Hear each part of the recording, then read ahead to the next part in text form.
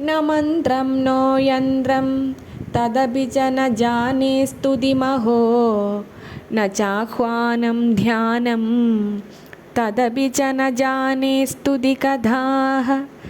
न जाने मुद्रास्ते तदपि च न जाने विलपनं परं जाने मादः त्वदनुसरणं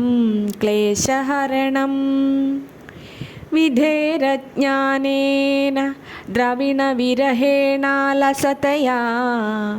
विधेया शक्यत्वात् तव चरणयोर्याच्युतिरभूत् तदेतच्छन्दव्यं जननि सकलोद्धारिणि शिवे कुपुत्रो जायेत क्वचिदपि कुमाता न भवति पृथिव्यां पुत्रास्ते जननि बहवः सन्ति सरलाः परं तेषां मध्ये विरलतरलोऽहं तव सुतः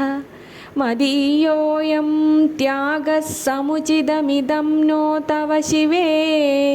कुपुत्रो जायेत क्वचिदपि कुमाता न भवति जगन्माता मादः तव चरणसेवा न रचिता न वा दत्तं देवी द्रविणमभिभूयस्तव मया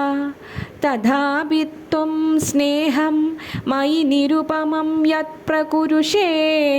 कुपुत्रो जायेत क्वचिदपि कुमाता न भवति परित्यक्ता देवा विविधविधिसेवाकुलतया मया पञ्चाशीते अधिकमपनीते तु वयसि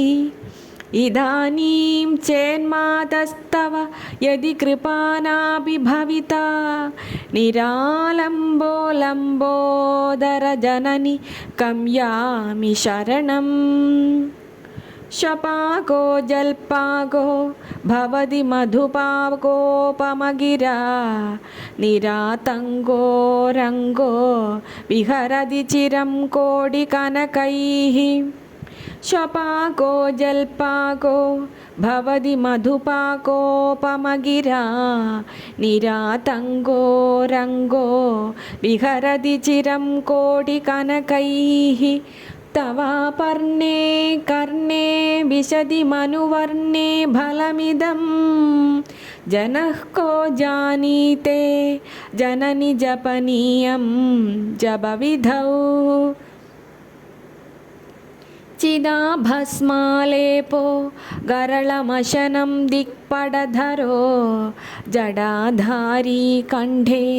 भुजगपतिहारी पशुपतिः कपालीभूतेशो भजति जगदीशैकपदवीं भवानि त्वत्पाणिग्रहणपरिपाटी फलमिदम् न मोक्षस्याकाङ्क्षा भवविभववाञ्छापि च न मे न विज्ञानापेक्षा